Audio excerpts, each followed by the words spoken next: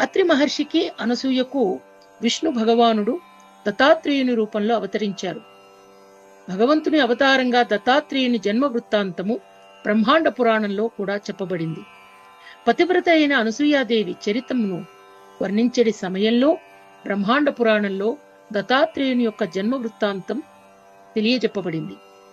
బ్రహ్మ విష్ణు మహేశ్వరులతో అత్రి మహర్షి భార్య అయిన ఆ పతివ్రత స్వామిని త్రిమూర్తులను ఈ విధంగా ప్రార్థించారట. ప్రభువులారా, మీరు నా ఎడ ప్రసన్నులైతే మీరు ఏదేని ఒక వరము మీ నుండి కోరుకోమంటే మీరు ముగ్గురు కలిసి నాకు పుత్రునిగా ప్రాప్తించండి అని కోరగా బ్రహ్మ విష్ణు మహేశ్వరులు ఆవిడ యొక్క కోరికను తీర్చి ముగ్గురు కూడా దత్తాత్రేయుని రూపంలో అనసూయాదేవికి అనుగ్రహించబడ్డారట.